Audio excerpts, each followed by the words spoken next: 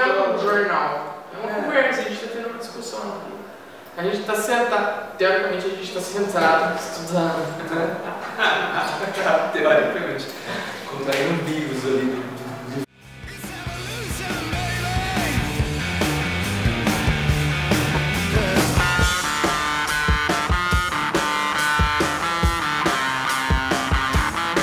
Marco, o que é evolução, velho? Então, evolução ela é uma teoria empregada primeiro por Darwin e Wallace e foi abordada até anteriormente por Lamarck, mas de uma forma meio que incompleta, que visa explicar basicamente a grande diversidade das formas de vida no planeta, ou seja, como elas surgiram, como elas se alteram e como elas são selecionadas a se manterem no meio, porque a gente sabe hoje em dia que nenhuma espécie vive eternamente, ou seja, tem um certo... Tem água viva. Tem água viva, é verdade, tem água viva australiana. Tem uma água viva que se a edição der certo, a gente vai colocar a imagem aí, então... Mas basicamente, essa tia... Ela é imortal, tipo, vai não. Tem a música da Sandy também. Tem a música da Sandy.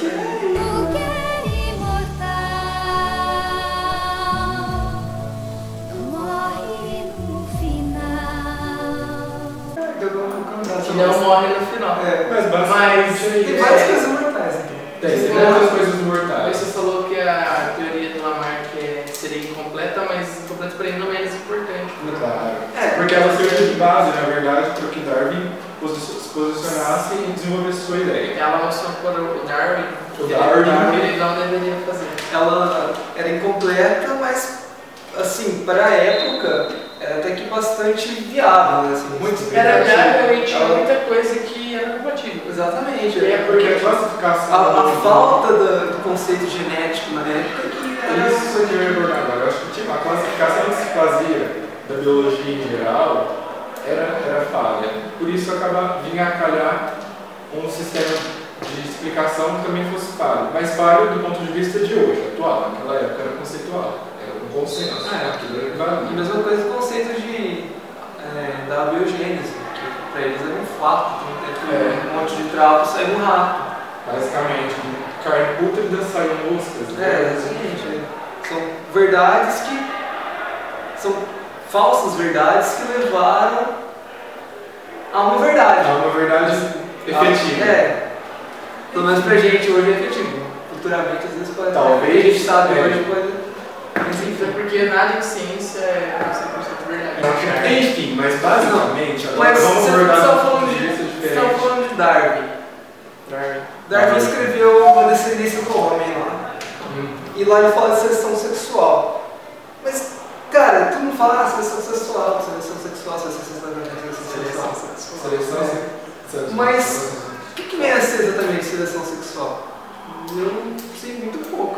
A seleção sexual no caso, a seleção natural é o meio selecionando o indivíduo. A seleção sexual é a luta pela reprodução selecionando. Entendeu? Então a gente tem desse dois. A gente tem. Engraçado esse nome. A gente tem. Caralho, a gente vai falhar assim, então. A gente tem seleção natural dentro de um novo campo. Na verdade, a seleção sexual chega a ser não superior, mas ela chega a ser tão influenciadora quanto a seleção natural. Porque a seleção sexual, por exemplo, você vê características que são derivadas da seleção sexual que não são interessantes para a seleção natural. Mas como eu estava lendo exatamente o conto do pavão, do livro A Grande História da Evolução, do Dawkins. Ele comenta, a seleção sexual, ele compara ela com uma seleção explosiva. A evolução, propriamente dita, ela não tem um sentido. Muita gente pensa erradamente que a evolução vai seguir um caminho... teoria do design inteligente. Unidirecional, ela vai sempre ser para frente. Não, a evolução pode, às vezes, trazer uma coisa, um malefício e tal. A ideia corroborada essa também por Dawkins no relojoeiro cego. Ele explica que é um processo totalmente cego. Exatamente, aleatório. Isso, aleatório.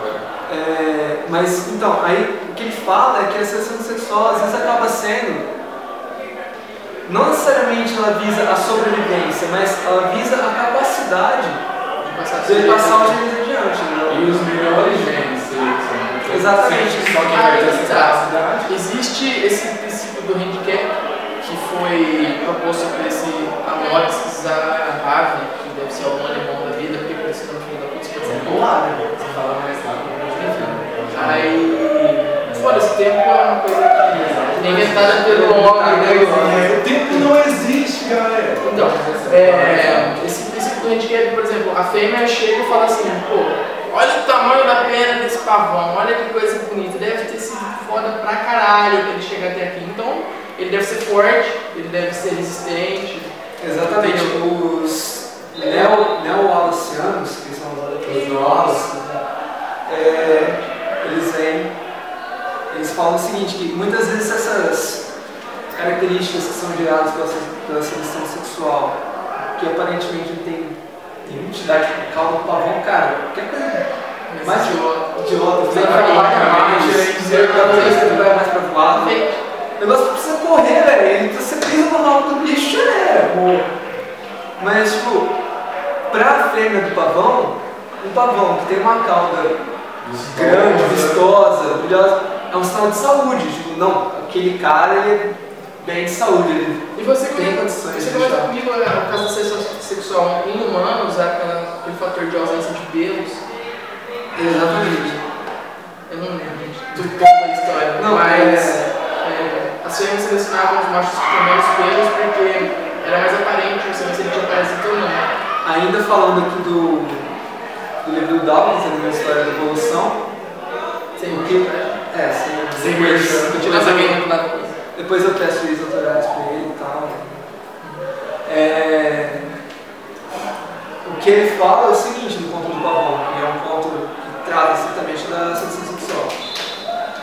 O que ele fala é que uma das teorias de por que nós somos, em comparação a outros mamíferos, praticamente sem pelos, o que ele fala nesse conto é que muitas vezes um indivíduo, que a gente não sabe ao certo quem selecionava quem, se era a fêmea que selecionava o macho ou o macho que selecionava a fêmea. Mas de qualquer forma, um indivíduo com menos pelo, ele vai visivelmente ser mais saudável, porque pensa comigo, o cara peludão, ele podia ter muito mais carrapato, muito mais pelo, ele era mais vulnerável a essas parasitoses, inclusive que podia acarretar doenças, os piolhos, carrapatos. Então, um indivíduo que tenha menos pelos, assim como a cauda do pavão, é um sinal caráter de de avaliação saúde, né? sexual. Ou Exatamente. seja, como na cauda do pavão, a aparência, a vistosidade vão conotar saúde do ponto de vista da fêmea. No caso dos humanos, a ausência de pelos era o caráter de seleção, ou menor quantidade de pelos era o caráter que era usado para selecionar o macho, sendo que assim eu não podia ver nele se ele era mais suscetível a alguma doença, se era mais saudável ou era o macho mais viável de fato para ela. Então, Aí, eu não lembro onde eu li, você falou uma coisa? Eu não lembro onde eu li, eu acho que foi aqui no do Dawkins, mas eu não tenho muita certeza, então não vou falar. Que uma teoria é de que os machos escolhiam as fêmeas por serem mais atraentes, as fêmeas com menos pelos, e por consequência, por acarretamento, eles acabavam tendo menos pelos, porque os descendentes acabavam tendo os genes para menos pelos da mãe. Então, indiretamente, as mães eram selecionadas para ter menos pelos. E os homens indiretamente também. Então, é uma justificativa que eu vi do porquê que nós homens temos mais pelos que as mulheres. Fica isso, evolução.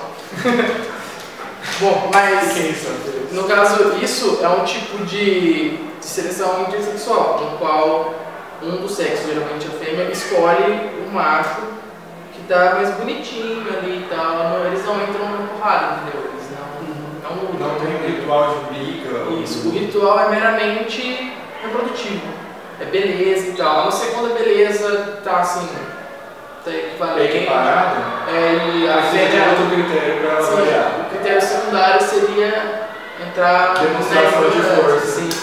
Então, que demonstração de força também é um meio de seleção sexual.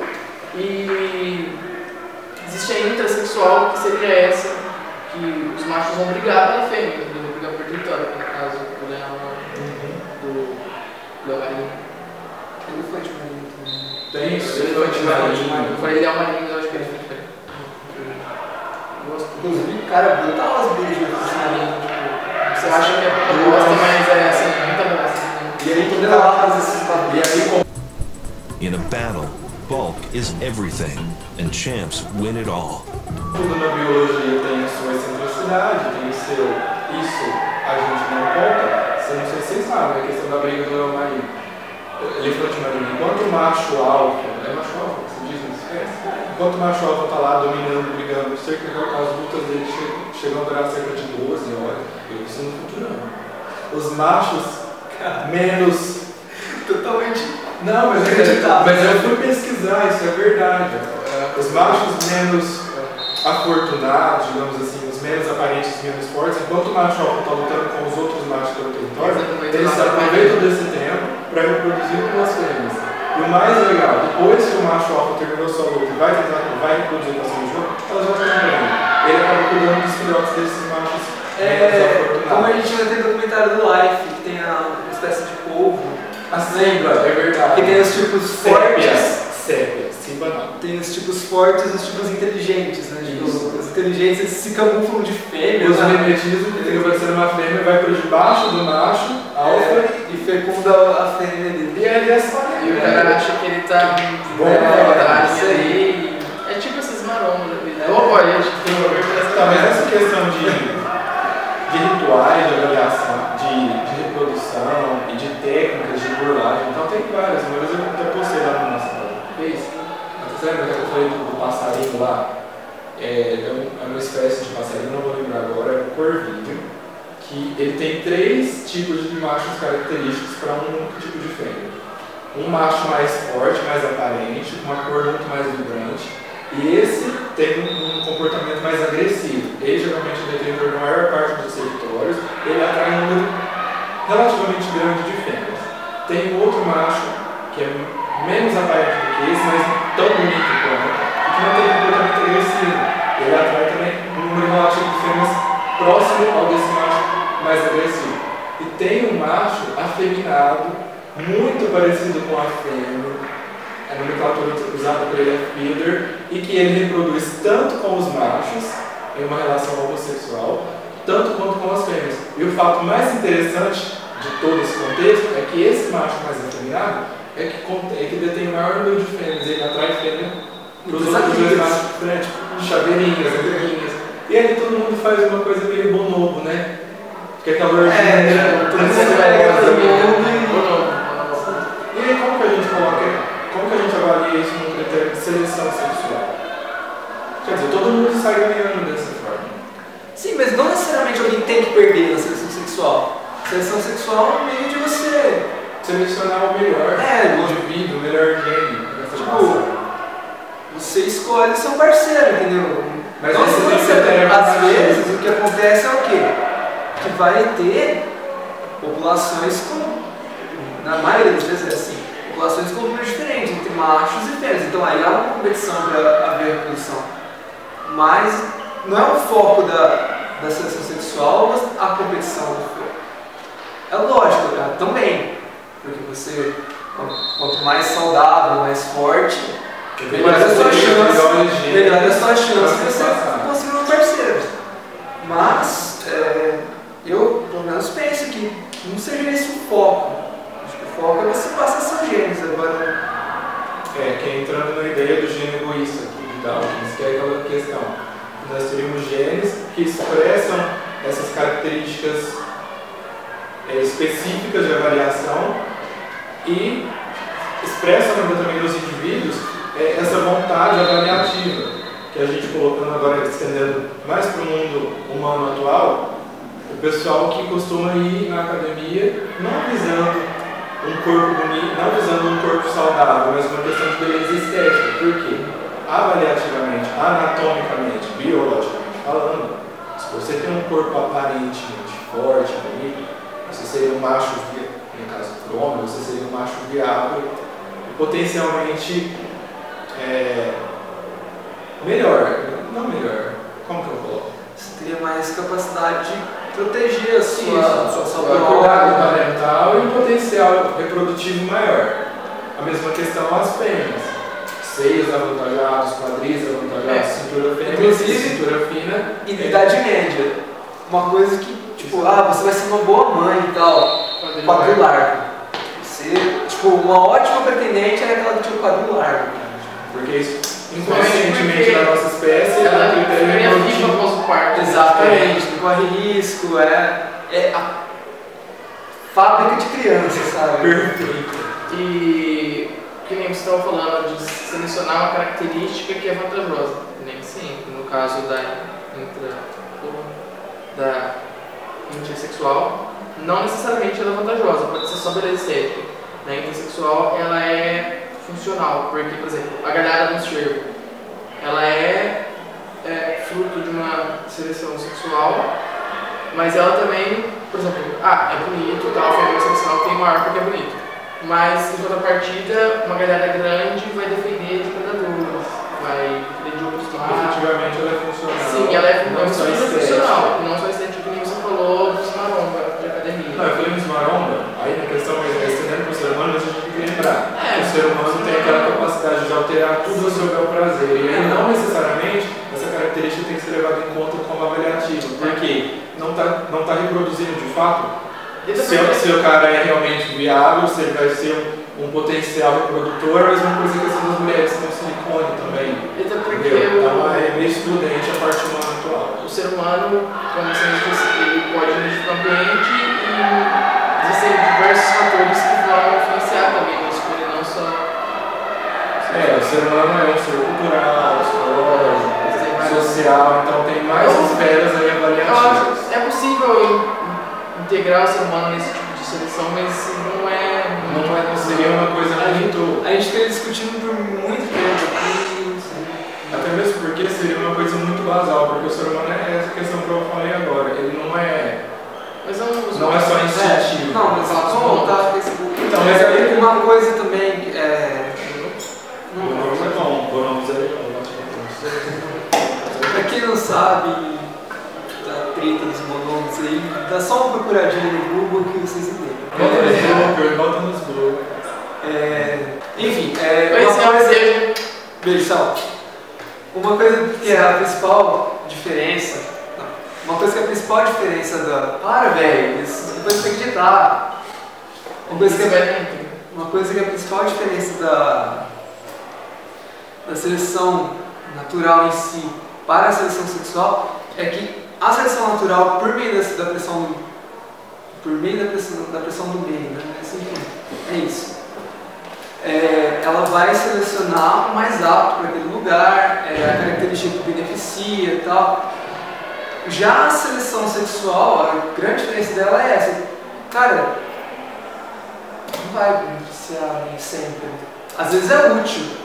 Mas é bonitinho, é útil, mas às vezes é só bonitinho. A questão da utilidade aí fica um tanto quanto confundida, porque a utilidade reprodutiva para um indivíduo que tem essa característica desvantajosa anatomicamente, ela é vantajosa no critério reprodutivo, porque no caso o indivíduo do sexo oposto vai estar avaliando isso. Mas no quesito de sobrevivência não vai interferir, entendeu?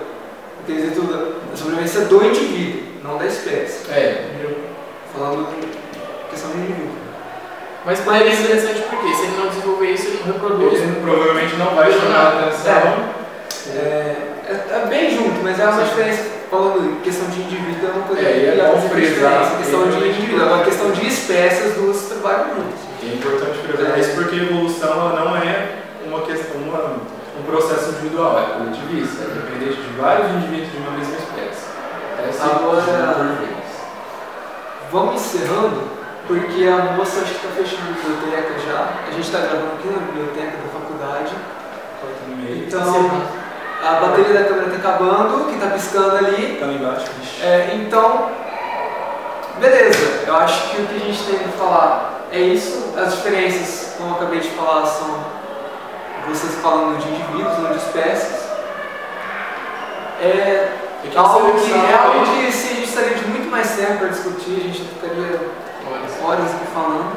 Até mas acho porque, que, mas que em tese Mas acho que, em tese, o básico a gente conseguiu passar. Que a seleção natural é realmente efetiva, um processo que permeia a evolução e que seleciona não só critérios e características físicas, como também processos, que é no caso desse do dimorfismo sexual. Bom, então espero que tenha sido útil, espero que você goste, professora, que matinho. E para quem vai estar vendo aí no YouTube, espero que ajude também. Ou não, né? Eu só confundiu mais. Vale a diversão. Vale a diversão de ver a gente. A gente divertir. Foi legal. Valeu, Em breve estaremos com um novo tema. Se der certo, se vocês gostarem, a gente volta. Se a gente ganhar nota, a gente faz. Beleza. Falou, até mais.